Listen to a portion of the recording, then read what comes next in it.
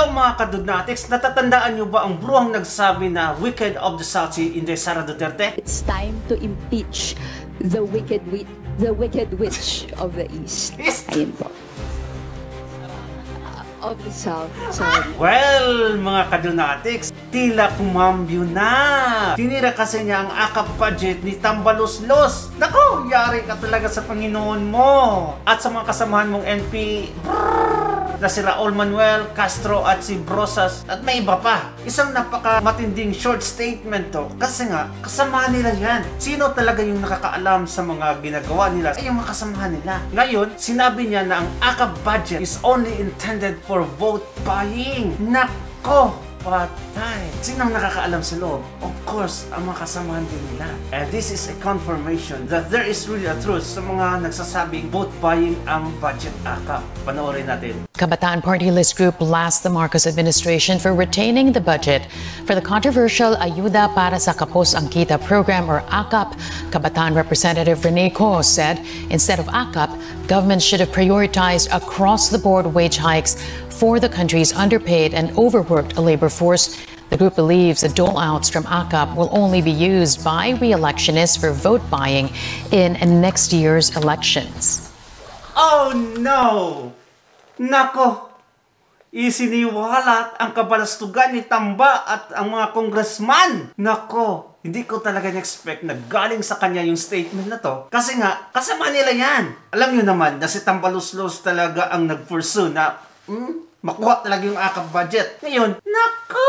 Ano kaya ang mangyayari next time? Anyway, mga kaibigan, panoorin naman natin yung video na sinabi ni Ted Pilot kung gaano ka walang hiya ang mga party sa Pilipinas. Let's go! Kasi ngayon, sa totoo lang, ang dami pong mandurugas na gusto raw maglingkod sa bayan. So, but at the end of the day, wala silang silbi sa bayan. Yan po yung aking diretsa. Malaki pong kalokohan din tong party list system na ito. Sa totoo lang po, malaking kalokohan, malaking panloloko, at malaking kabastusan sa intensyon ng batas at malaking kababuyan, ito pong ginagawa nilang ito. Hindi naman lahat, pero karamihan po sa kanila. Binaboy na po nila ang sistemang ito. At tayo po mga Pilipino, unfortunately, mas makararami po sa atin ang wala pong alam dito at nagpapadala po sa kung ano-ano pong mga pangako at kung ano ho mga propaganda nitong mga grupong ito. But at the end of the day, wala silang silbi sa bayan. Yan po yung aking diretsahang sinasabi. Dahil sa pangyayari po sa PhilHealth, tahimik sila. Sa pangyayari sa budget, tahimik sila. Pagkatapos po ng halalan, sila po ay miyembro ng pinakamalaking sindikato sa bayan na ito. Kasi ngayon, pwede ko sabihin, our 2025 national budget is dedicated in the year of the crocodile. Oo, mas marami sa akin naman galing yan. Hindi sa'yo babagay yan. Ngayon daw po, more than 70%. More than 75%. My gosh! This is a broken system, no? Ito hong ating party list system na ito.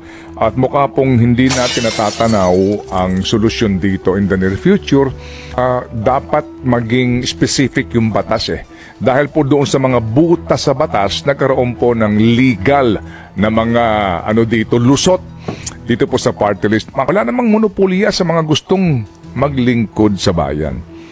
Yun ho bang ikaw namimigay ng ayuda sa iyong distrito o lugar? O yung bang meron kang opisina na pinipilahan ng kung sino man at binibigyan mo ng mga sulat na iyan o anuman pong mga tinutulong mo? Diba? Lingkod yun. Paglilingkod yun. Fine. Pero higit doon, ano pa ang ginagawa mo? Diba? Halimbawa, gawa tayo ng election segment. O sige, sa lahat na tumatakbo sa party list, gagas namin kayo dito. Pero wala kayong control sa katanungan namin. Kasi ang unang tanong ko sa inyo, ano ba business interest mo at ng iyong pamilya? You know, first, para namang yan, Ted, para namang walang presumption of regularity, para namang pinagdududahan mo ang lahat. Dapat sa panahong ito, tanggalin na po natin yung presumption of regularity kasi irregular na po ito Tama. Ano ba interest ng pamilya mo? Yung business interest, yun ang unang-unang katanungan. Diba? Pati ho sa mga gustong maging senador. Anong plataforma Hello? Puro pagbabalat kayo po yan. Puro pangako po yan. Ang unang tanong natin, ano ba ang business interest mo? Ano ba ang sitwasyon mong pinansyal ngayon? Sa isyong ito, Kaya nangyayari ito dahil hinahayaan natin na yung sistemang maganda babuyin at patuloy pong binababoy dahil nga din sa parabagang tahimik lang tayo at wala tayo mismong pagbabago sa ating pong mga sarili bilang mga botante. Ibigay na po natin yun. Paano pa ang Supreme Court na maari mong dulugan na naman ng panibagong kaso? Diba sa isyong ito ho ng party list, sino pa ho mapupunta doon para maghain po ng panibagong kaso? Ang grupong bayan na naman. Bayan o bayan muna na pinupulaan po dahil daw ho mga kaliwa. Sa totoo lang, ako iboboto ko bayan muna. With all due respect sa inyong lahat. Kasi palagay ko, sila ang nakapagbibigay sa akin ng serbisyo. Oo, ini-endorso ko. Ako personal. Kasi sa akin, sila may pakinabang sa bayan. Ang bayan may pakinabang po sa kanila. Kasi sila ho ng mga masigasig lang sino iboboto mo na party list group? Di ba? Ba't mo iboboto sila? Actually. Di ba? Kasi nadala ka sa patalastas. Dala ka sa mga anyo ng mga plastic. Hindi ba? Nako, sa totoo lang. Alam ko din po sa mga panahong ito, batid ko na ngayon po'y balik sa opisina, balik trabaho, balik realidad, balik sa haba ng pila ang mga Pilipinong humihingi ng tulong sa mga politiko para makapagpagamot. Ang mga alipin ng mga politiko. Sinasadya nila na sa kanila pumilang mga tao. Tama. Dahil doon sa ganung mga pagkakataon,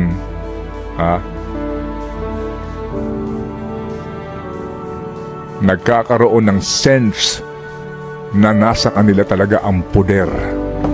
Politiko. Na hindi ka matutulungan kung hindi ka pipila sa mga politikong ito. At yan po sana ang ating dapat na matakasan na bilangguan. Ang bilangguan ng maling kaalaman at informasyon at ang bilangguan ng maling sistema. Tama, di ba?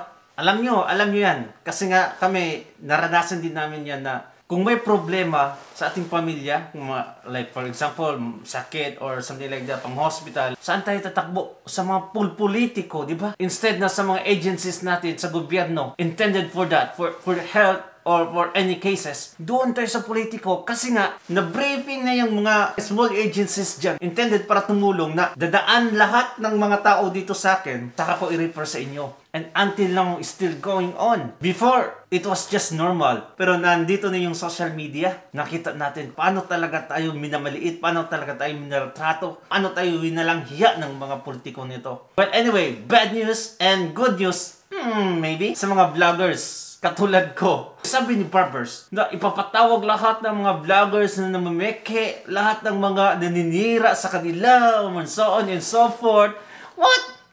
Good news to kasi nga umaabot sa kanila yung mga videos natin. Maybe I'm not talking to myself, but yung mga big vloggers, yung mga million subscribers na or hundreds of thousands, umaabot na. Ngayon, nasasaktan ni si Barbero, isang traidor din. Panahon ni Tadej Digong, grabe yung suporta niya. Ngayon, tinitiran niya mga Duterte. Tapos, dito pa, may sinabi siyang, narco-vloggers, he was talking about fake news. Ngayon, nagpe-fake siya na narco-vloggers daw ang mga vloggers? What the heck? He doesn't even know what's the meaning of narco. Illegal drugs or drug traffickers. Tinawag niya mga vloggers na drug traffickers or using illegal drugs. Idiot talaga to si Barber na to. Let's watch the video.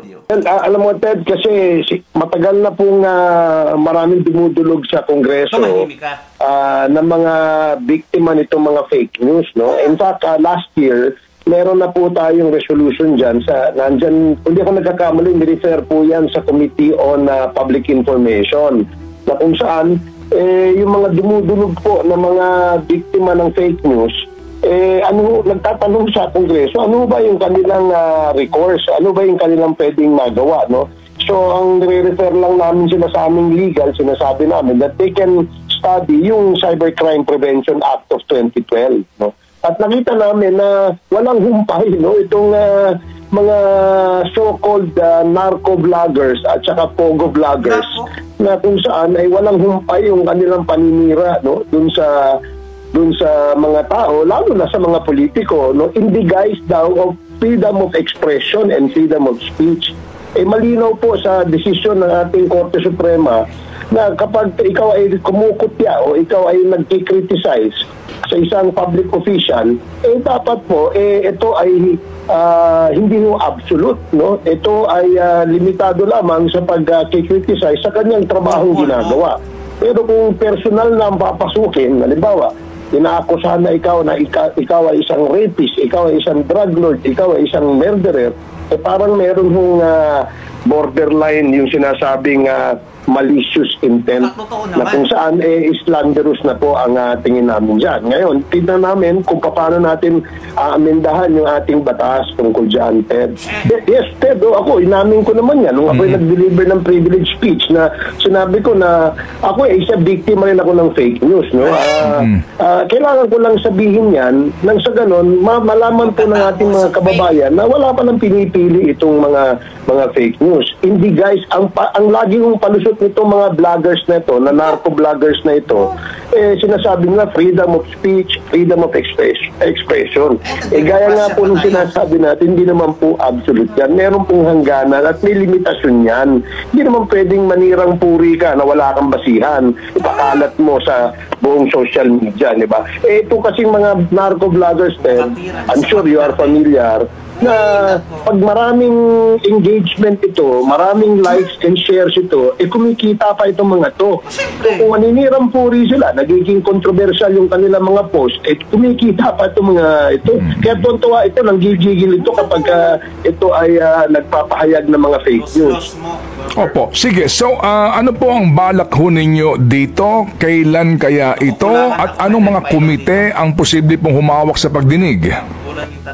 Well, doon po sa resolution na inihain namin bago po mag-break ang Kongreso sa Christmas break, nirefer po itong resolution na ito sa tatlong committee po Committee on Public Information, Committee on Information Technology, at saka Committee on Public Order.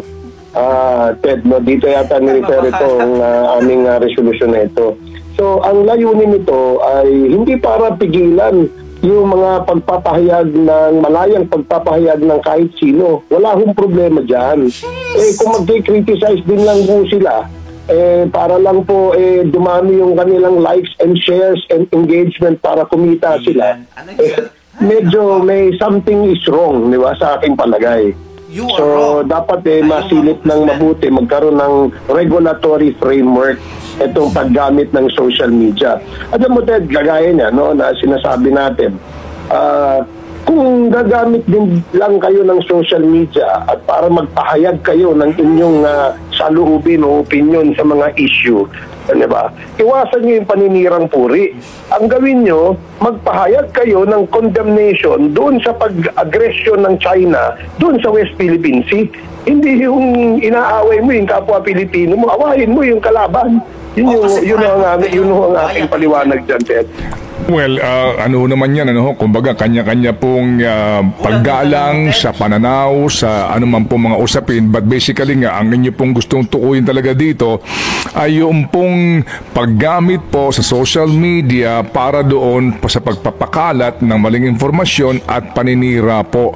Opo, di ba? So that's a very thin line, Kong Ace, no? Pag pinag-usapan nga natin yung freedom vis-a-vis yung pong sinasabi na posibleng regulasyon. Dito ba meron na kayong ano ito? YouTube ba to? Ano ba itong mga medium na inyong gustong tukuyin dito kung sakasakali, Kong Ace? Ano po ito, Ted, no? In general terms, the whole social media, no, kung saan gumagamit ng mga paraan sa pagpapakalat o pagpipedal ng fake news ang mga vloggers na ito. Meron, alam mo, Ted, kasi simula po na nagkaroon ng social media, maraming Pilipino naging sinungaling. Maraming Pilipino suddenly became political analyst, no? Walang problema yun, opinion nila yun diba? Yung iba nagiging journalist na. Kaya nga ang aming dito, imbitahin din namin yung mga respetadong mga journalist na ano ang kanilang pananaw tungkol dito sa pagkalat ng mga fake journalist, no? Meron naman dyan yung mga laos na ng mga journalisted, siguro naghahanap buhay, kaya siguro gusto ng social media, pumapasok sa social media.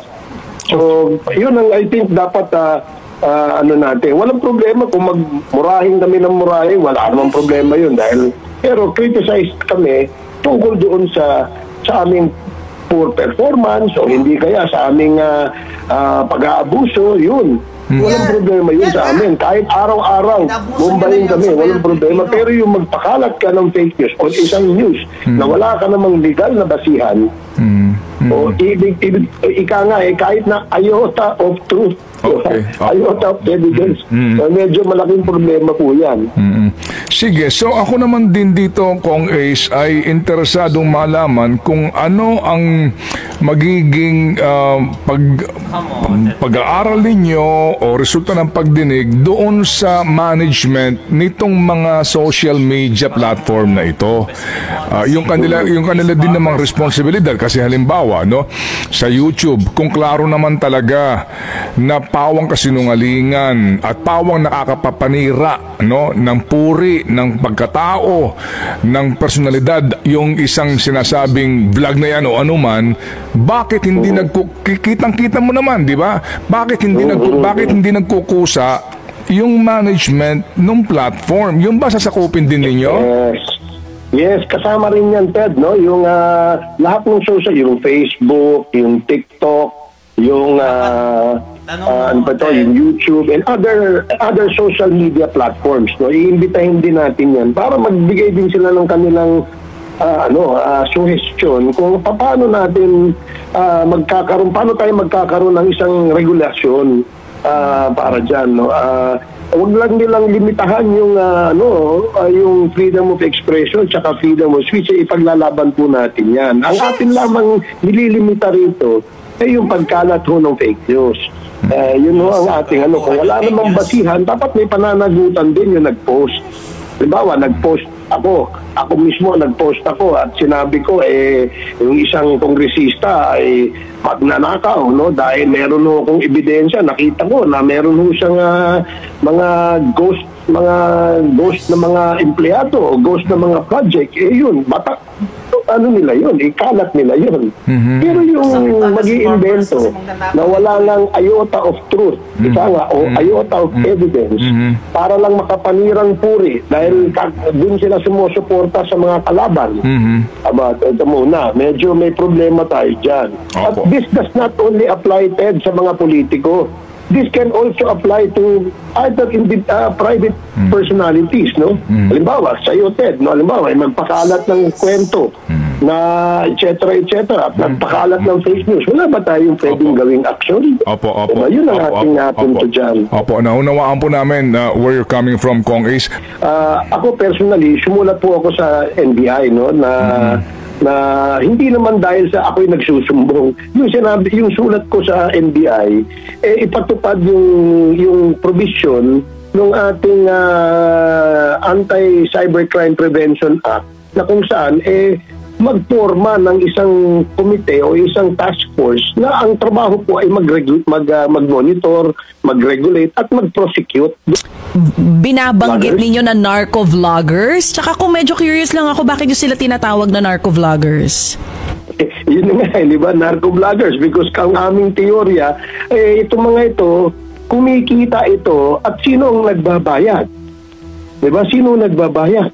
So, merong talagang nakikinabang na sa kanilang mga pagpo-post ng mga anti-government na nga yung iba. May nananawagan na nga ng pag-aklas. May nananawagan na ng kaguluhan dito sa EDSA.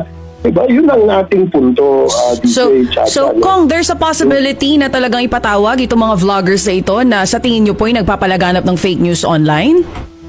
Well, yes, we will invite, kasi hindi naman namin sila kilala no? But we will ask the social media platforms to invite yung mga